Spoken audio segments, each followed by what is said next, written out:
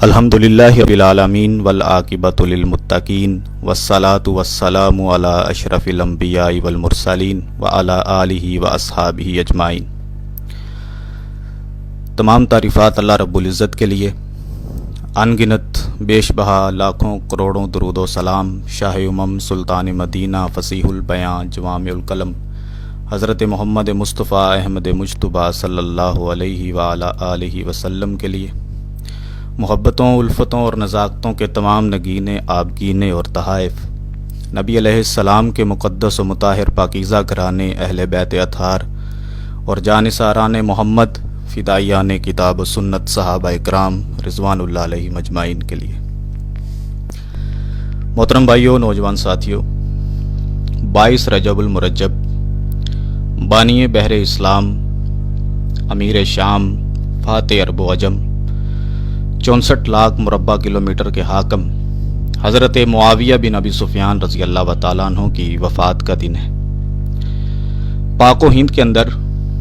اہل سنت کا راگ الاپنے والے یا اہل سنت کے عقیدے کا دعویٰ کرنے والے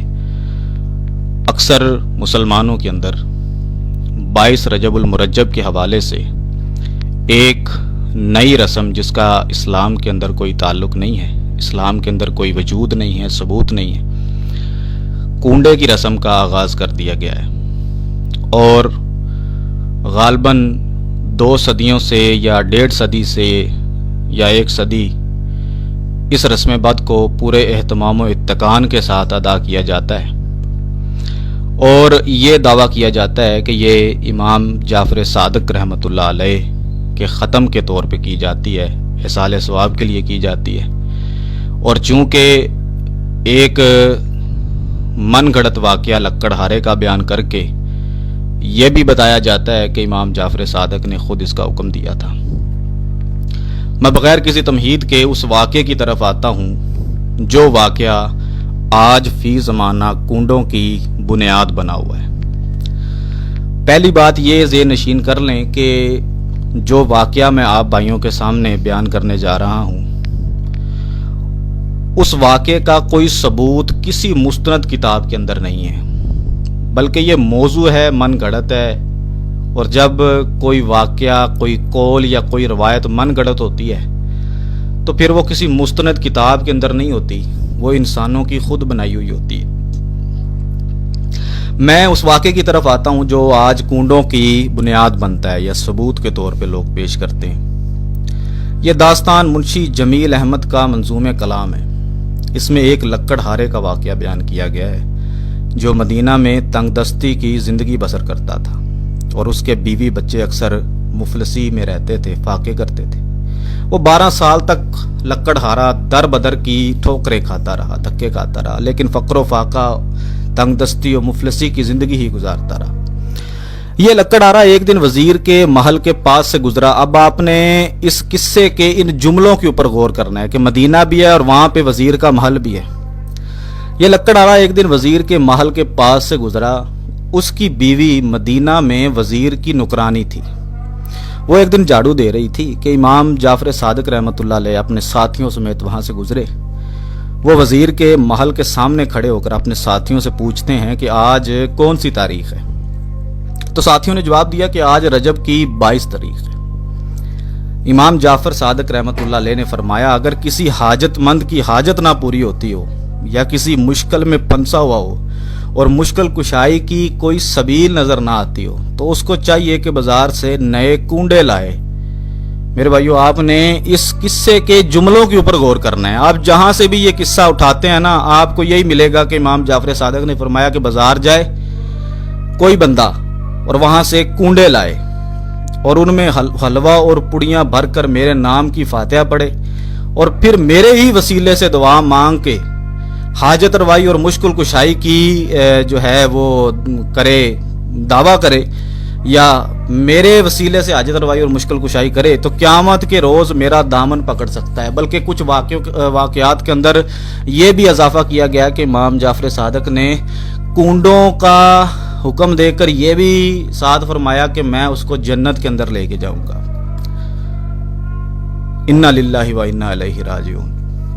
امام جعفر صادق رحمۃ اللہ علیہ خالق توحید کے داعی تھے، اور آپ نے اپنی ساری زندگی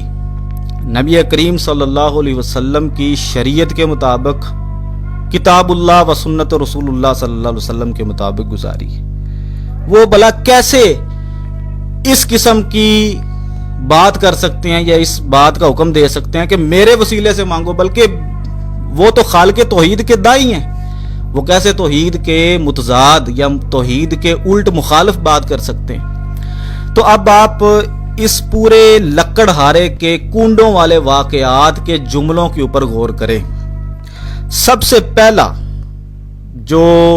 اس واقعے کے اندر بیان کیا گیا ہے کہ وزیر کے محل کے پاس سے گزرے تھے، میرے بھائیوں پوری تاریخ اسلام اٹھا لیں، تاریخ کی کتب اٹھا لیں، مدینہ کے اندر نہ کبھی کوئی بادشاہ گزرا ہے اور نہ کبھی کوئی اس کا وزیر آیا ہے، بلکہ یہ امام جعفر صادق کے دور کا اگر واقعہ ہے نا تو اس وقت بنو امیہ کا دور تھا، اور بنو امیہ کا جو دارالحکومت تھا یا دارالخلافہ تھا وہ بغداد تھا۔ اس سے پہلے دمشق ہوتا تھا، پھر بغداد چلا گیا۔ اب مدینہ کے اندر نہ وزیر ہے اور نہ کبھی کوئی بادشاہ گزرا ہے، یہ پہلی دلیل ہے اس واقعے کے جھوٹ اور من گڑت اور خود ساختہ ہونے کی۔ دوسری دلیل یہ ہے کہ امام جعفر صادق نے وزیر کے محل کے پاس گزرتے ہوئے یہ فرمایا کہ جو میرے نام کے کنڈے بھرے گا۔ اب جو بندہ یہ واقعہ لکھ رہا تھا پہلی مرتبہ تاریخ کے اندر، اس کو چاہیے تھا نا کہ وہ کنڈوں کا عربی ترجمہ بھی بتائے، پوری عربی لغت کے اندر، عربی گرامر کے اندر، بلکہ عربی رسم الخط کے اندر بھی ڈال کا حرف نہیں ہے، گاف کا بھی حرف نہیں ہے۔ تو جو لوگ کنڈے کی دلیل دیتے ہیں امام جعفر صادق سے اور یہ لکڑ ہارے کا واقعہ بیان کرتے ہیں، میں ان کے سامنے یہ سوال رکھتا ہوں کہ اس پورے واقعے کے اندر جو لفظ کنڈا ہے اس کا عربی ترجمہ اس وقت کیا تھا؟ بس مجھے اتنا بتا دیں۔ یہ دوسری دلیل ہے اس واقعے کے جھوٹ اور من گڑت ہونے کی۔ میرے بھائیوں، امام جعفر صادق رحمۃ اللہ علیہ کی پیدائش یا ان کی وفات دونوں کا تعلق 22 رجب کی تاریخ سے ہے ہی نہیں ہے، سرے سے نہیں ہے،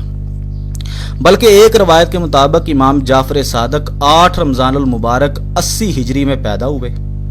ایک اور روایت ہے کہ 17 ربیع الاول 83 ہجری 83 ہجری کو پیدا ہوئے، اور ان کی وفات 15 شوال 148 کو ہوئی۔ یعنی دو روایتوں کے اندر آ رہا ہے کہ رمضان المبارک اور ربیع الاول دونوں میں اندر یعنی کہ اختلاف ہے کہ ان کی پیدائش ربیع الاول یا رمضان کے مہینے میں ہوئی ہے، لیکن وفات جو ہے نا وہ شوال کے مہینے کے اندر ہوئی ہے۔ آپ مجھے بتائیں کہ ان کا رجب سے کیا تعلق ہے؟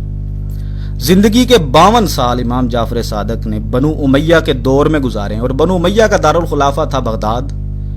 مدینہ کے اندر نہ وزارت تھی نہ بادشاہیت تھی۔ حقیقت اصل میں یہ ہے کہ 22 رجب المرجب حضرت جعفر صادق کا پیدائش ہے، نہ وفات کا دن ہے، بس یوں ہی لوگوں نے ان کی طرف منسوب کر دیا ہے۔ اصل میں 22 رجب المرجب کا تعلق ہے اس بندے سے جس بندے کا نام سن کر روافض اپنی بلوں سے باہر آ جاتے ہیں۔ وہ نام ہے فاتح قبرص، بانی بحر اسلام، امیر شام بن ابی سفیان، حضرت امیر معاویہ رضی اللہ تعالیٰ عنہ و سلام اللہ علیہ کا۔ تو ظاہری بات ہے امیر معاویہ ایک ایسی شخصیت ہیں جنہوں نے سبائیت کے پڑخچے اڑا دیے تھے، اور حضرت عثمان غنی کے قاتلین کو پکڑ پکڑ کے چوکوں چوراہوں کے اندر الٹا لٹکا دیا تھا، قصاص لیا تھا،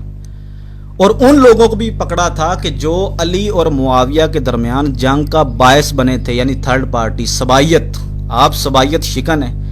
اور آپ نے تباہی پھیر دی تھی ان لوگوں کی جو ان کے اور حضرت مولا علی رضی اللہ تعالیٰ عنہ کے درمیان اختلاف کا نزاع کا باعث بنے تھے۔ تو شیعہ کو کیا سوجی کہ انہوں نے امیر معاویہ رضی اللہ تعالیٰ عنہ کی وفات کے اوپر جشن منانے کے لیے یہ کنڈوں کا من گڑت قصہ بیان کر دیا اور اس کا تعلق ثابت کر دیا امام جعفر صادق سے، جو میں بیان کر چکا ہوں کہ امام جعفر صادق کا رجب سے کوئی تعلق ہی نہیں ہے، ایک تعلق نہیں ہے۔ دوسرا، مدینہ کے اندر نہ کوئی بادشاہ تھا نہ کوئی وزیر تھا، یہی لکڑ آرے اور اس کے واقعے کے یعنی کہ من گڑت ہونے کی سب سے بڑی دلیل ہے۔ اور تیسری بڑی دلیل کہ کنڈے کا کہا اگر امام جعفر صادق نے، اول تو وہ ایسی بات ہی نہیں کرتے جو کتاب و سنت کے خلاف ہو، یہ خود جو لوگ لکڑ ہارے کا کنڈے والا واقعہ بیان کر کے اس کو امام جعفر صادق سے جوڑ دیتے ہیں، یہ خود امام جعفر صادق کے گستاخ اور بے ادب ہیں کہ وہ کتاب و سنت کے اوپر انہوں نے اپنی ساری زندگی گزاری، اور وہ بھلا کیسے کتاب و سنت کے خلاف ایسا حکم جاری کر دیتے ہیں جس کے اوپر پوری امت کا نہج قائم ہو جائے۔ من عمل عاملا لیس علیہ امرنا فہو رد، اللہ کے نبی نے فرمایا جس نے وہ کام کیا جس کا ثبوت یا جس کی تصدیقی مہر ہم سے ثابت نہیں ہے، وہ کام رد کر دیا جائے گا۔ امام جعفر صادق اس حدیث کو ہم سے فی زمانہ اہل سنت مسلمانوں سے جو روافض شیعہ کی دیکھا دیکھی میں کنڈے کی رسم کر رہے ہیں، ہم سے زیادہ بہتر جانتے تھے کہ اس حدیث کا مطلب کیا ہے، اور وہ بھلا کیسے اور کیوں کر ایک ایسے امر کا حکم دے سکتے ہیں، ایک ایسی بات کا حکم دے سکتے ہیں کہ جس کا تعلق ہی نہیں اللہ کے نبی صلی اللہ علیہ وسلم سے۔ میرے بھائیوں، یہ امام امیر معاویہ رضی اللہ تعالیٰ عنہ کی وفات کا دن ہے، اور بچہ بھی جانتا ہے کہ امیر معاویہ کا کھلا دشمن جو ہے وہ شیعہ روافض ہے، اور وہ تو جشن منائیں گے کیونکہ وہ امیر معاویہ لا تمسن نار مسلمن رعانی، جس نے حالت ایمان کے اندر مجھے دیکھ لیا، رسول اللہ صلی اللہ علیہ وسلم نے فرمایا جس نے حالت ایمانی کے اندر مجھے دیکھ لیا، بنفس نفیس شرف صحبت اختیار کر لی میری، اس کو جہنم کی آگ نہیں چھوئے گی۔ امیر معاویہ رضی اللہ تعالیٰ عنہ سے کوئی اجتہادی غلطی ہوئی تھی یا کوئی ان سے نزاع ہوا تھا مولا علی کے ساتھ، جو بھی تھا وہ صحابی رسول ہیں، ہم کبھی بھی نہیں کہتے کہ امیر معاویہ حضرت علی سے مولا علی سے افضل ہے، بلکہ حضرت علی ہی افضل ہے۔ حضرت علی سابقون الاولون کے اندر شامل ہے، حضرت معاویہ سابقون الاولون کے اندر شامل نہیں ہے، لیکن وہ صحابی ہیں، ان کی صحابیت کے اوپر کوئی اگر حملہ کرے گا تو پھر میرے بھائیوں ہم اس کی تردید کے لیے اپنے گھروں سے بھی باہر نکلیں گے۔